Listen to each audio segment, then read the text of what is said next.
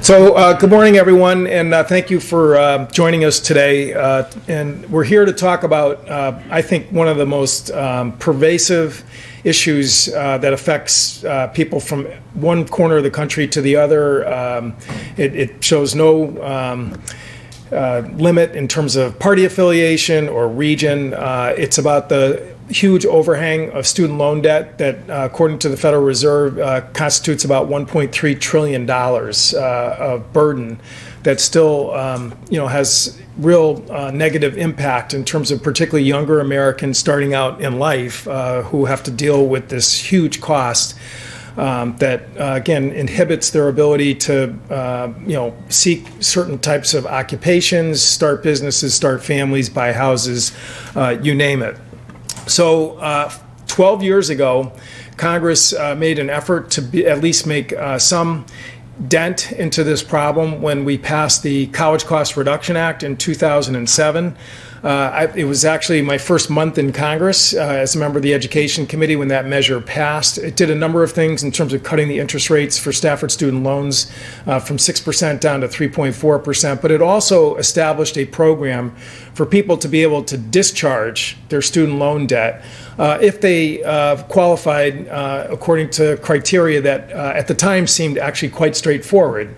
The criteria were that you had to be employed in certain key occupations in terms of public services, teaching, government work, nonprofits, social work, military service, law enforcement, library services, public health. And so if you were somebody who was in those key occupations, after 10 years of on-time, diligent payments on your student loan debt, you could, according to the law, apply for the discharge of the balance of your student loans. I mean, it was a light at the end of the tunnel. And again, the reason why these occupations were identified is that because obviously the salaries, the income that you can obtain or acquire in these occupations, generally speaking, are lower than other sort of private sector occupations and professions, yet they're critical in terms of keeping the lights on in this government, whether it's our national defense, whether it's law enforcement, whether it's education, healthcare,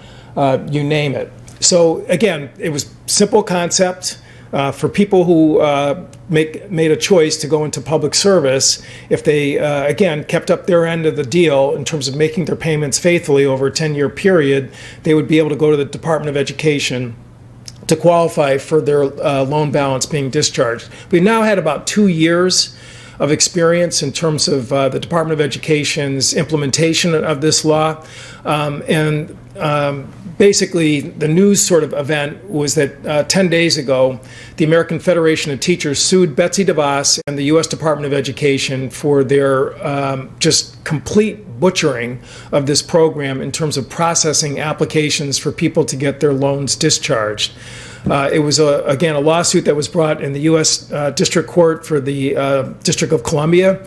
And again, it walks through chapter and verse in its complaint regarding the passage of the law, the outline of the program, the fact that the department, who basically runs their portfolio of student loan debt through loan servicers, which are private entities that deal and interact with people who are making their payments, whether it's receiving payments, recording payments, or whether it's processing eligibility for the public service loan program, have done basically almost everything they can to confuse people, to mislead people, and at the end of the day, to deny people the opportunity to get this benefit, which Congress clearly intended to give people some relief in terms of their public service loan forgiveness. So as the complaint set forth in sickening detail, approximately 76,000 people have applied to get their loans discharged.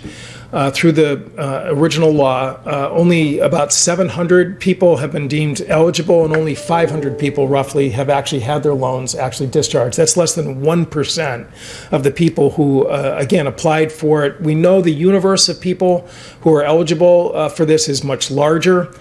And Congress actually in 2018 tried to intervene because we were starting to get blowback from our constituents about the fact that this program wasn't working as intended. In 2018, we passed the Temporary Public Service Loan Forgiveness Program, which was a way of trying to clarify that people who had been making their payments perhaps in other payment programs would also get the benefit of discharge.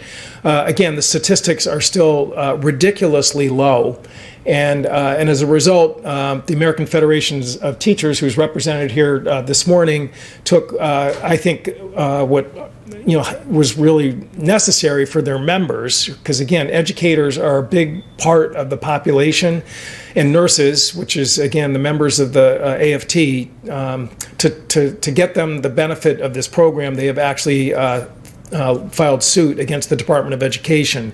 They are not the only ones who are in court in terms of the really just outrageous performance of the department in the last 2 years. The attorney generals of states all across the country have been hard at work in terms of trying to protect students and also graduates from getting the proper handling of their student loan debt. And we're again joined here this morning by the Attorney General of the state of Connecticut, William Tong, who's been a very active participant in this litigation and effort, he and his colleagues. We also have a representative here from the American Federation of Teachers and also the Connecticut Banking Department. We have some information with these poster boards that, again, we can sort of maybe delve into a little bit as the other speakers walk through, again, their efforts to get Secretary DeVos and the department to do their job. So, again, I am really pleased that the Attorney General joined us here today, and I'd like to call him up to, again, add to from his perspective, again, this issue and the need for action, both in court and in Congress, to change the department. Thank you, Congressman, and thank you, AFT, for being here and for the Department of Banking. As a new Attorney General, before I took office, I knew how big and know how big this issue is because I'm a student loan borrower and still own a substantial amount of money that hasn't been paid off yet. But I don't think any of us knew how bad it would get, right? And how difficult it would be not just to enforce the terms of the Public Service Loan Forgiveness Program, but also to get action on consumer protection and student loan borrower protection at the federal level, and to get cooperation from the federal government. And of course, we're not just getting no cooperation, we're being stymied and stopped and obstructed at every turn by Secretary DeVos and this administration. So as a new Attorney General, I don't think I had an appreciation for how hard it would be. And I'm very fortunate that Congressman Courtney is there and has been there for over a decade as a leader on these issues. And for a new Attorney General to have a partner in Congressman Courtney is a great relief. And he's been a huge advocate for all of us and for students and borrowers, not just across Connecticut, but across this country.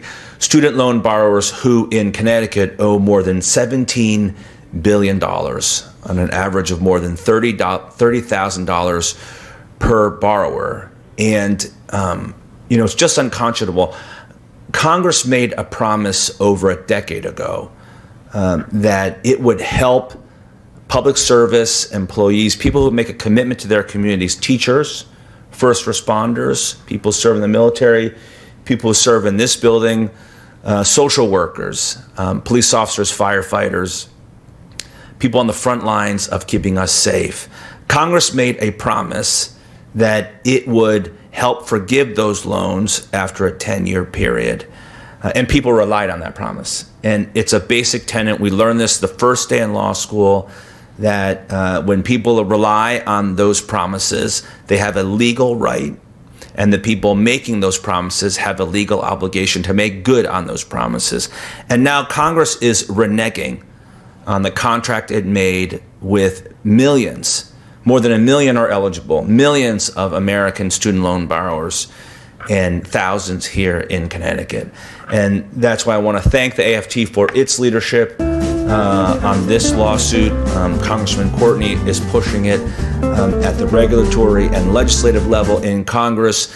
We're doing our part here in Connecticut. We're part of a working group that's focused not just on the public service loan forgiveness program, but all on student loan and borrower issues generally, are part of a multi-state working group. And we're working with the Department of Banking on a lawsuit in Connecticut federal court going after PHEAA, which is the loan servicer handling the public service loan forgiveness program, seeking to get access to information about complaints related to servicing and related to the administration of that program. Let me also say that in 2015, Connecticut was the first state in the union to pass a student loan bill of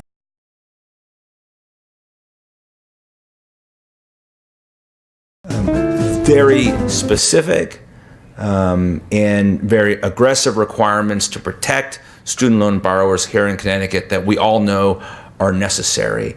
And now, as we found, the Secretary DeVos and the administration in Washington, the Trump administration, have now taken an adversarial position against student loan borrowers and those of us that are fighting, including state attorneys general, to protect student loan borrowers in our states. And I don't understand. It confounds me why the Secretary of Education, who is sworn to help educate children and to help people in this country pursue and have access to higher education in our colleges and universities across the country and across Connecticut, why she would oppose efforts by states acting through their attorneys general and departments of banking, oppose us and stop us from gaining access to information about complaints related to programs like the public service loan forgiveness program, why she would stop us from getting information that would help us enforce Connecticut's student loan bill of rights and enforce our consumer protection laws here in Connecticut to protect student loan borrowers. I don't understand why the Secretary and the Trump administration have taken the position that states have no role in enforcing the law in this process, that state attorneys general have no role, and that the federal government has preempted the field in this area, and that states should just sit back and let the federal government, from what I can tell, protect student loan servicers and protect big companies at the cost and to the detriment of student loan borrowers across the state. So I want to thank again Congressman Courtney for his leadership and for bringing us here together. We would not be anywhere on this issue without him. Thank you. Thank you, Attorney Tong. And I'd like to now call up David Hayes, who is actually a teacher from who taught in the Bristol school system, and he's also here today to represent American Federation of Teachers. Thank you for joining us. Yep. I'd like to thank the Congressman and the Attorney General for their efforts on behalf of the teachers of Connecticut.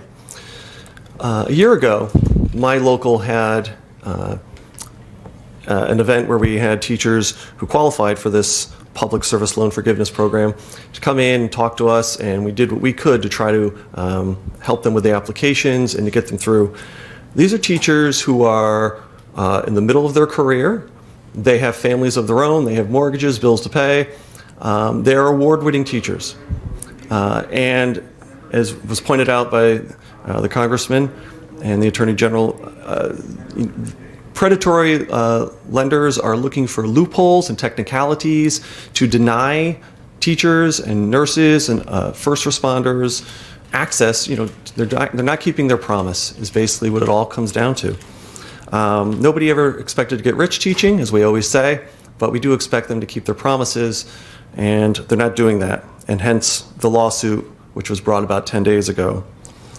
Teachers are leaving the profession currently at an alarming rate. Enrollment in teacher prep programs is down. This doesn't help.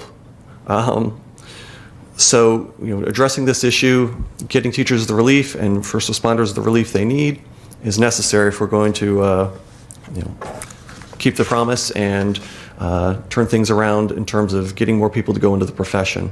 So, thank you. Thank you, David, for being here. And again, I can just sort of sort of foot stomp that member offices, in terms of the delegation, are getting calls from people. So again, it's this is sort of happening organically, where people who again relied, as the Attorney General said, on this promise, are suddenly getting a rude awakening that based on the denials of legitimate claims, that they're now still staring at huge debt burdens that they, again, had planned their families and their careers around being discharged. Again, the Department of Banking has been involved in this issue for years, and really pleased that they could join us here today. Matthew Smith, the floor is yours. Thank you, Congressman. Hi, everyone. Thank you, Congressman Courtney, for inviting us here today, Attorney General Tong, and AFT. They've been terrific partners with the Department of Banking. So the Department of Banking is the primary regulator for financial services here in the state. In 2015, the legislature passed, as Attorney Tong pointed out, the first in the nation student loan borrowers' Bill of Rights. And that, for the first time, gave states the right to license and regulate the student loan servicing industry. Like other industries in the consumer credit space, like mortgages and debt collectors and debt negotiators, they have traditionally been in the purview of the states, having little to no federal regulation. Therefore, it's very important that states continue to have that right to go in and examine these companies and be a resource for consumers and borrowers to come and get the help that they need. Again, as Attorney General Tong pointed out, the department has been in a dispute with the Pennsylvania Higher Education Association, also known as FIA, also known as FedLoan, which is the primary administer for the Public Service Forgiveness Loan Program. The department, as it is in its purview, had requested records, and part of the licensing agreement with the state is that we have unfettered access to their records. They denied us those records, saying that based on a memo that Betsy DeVos and the Trump administration administered at the behest of the student loan servicing lobbying groups, said that, you know what, these are federal loans, states don't have rights to look at them, and have since continued to prevent and block state regulators going in and looking at these federal student loans. What happens in a situation like that is, while we continue to license and regulate private student loan servicers, denying state regulators access to those records creates a disparate system where you have borrowers of private student loans having more consumer protections than those with federal loans. And that is something that the department is vehemently opposed to. We continue to advocate for consumer protections across the spectrum in a space that we feel we have the right to regulate based on Connecticut law. I come here today also to remind consumers that if they have an issue, they can file a complaint with the Department of Banking. You can go to the website, ct.gov/DOB, and file a complaint, and we will do our best to work with the consumer to make sure that their loan is being serviced properly.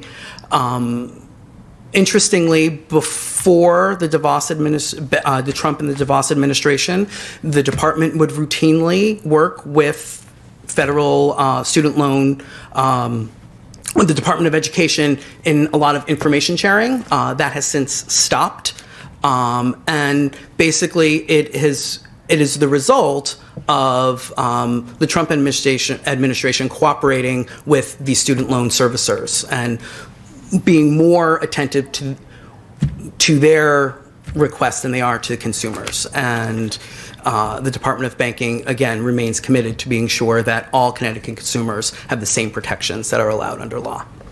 So, thank you. Great.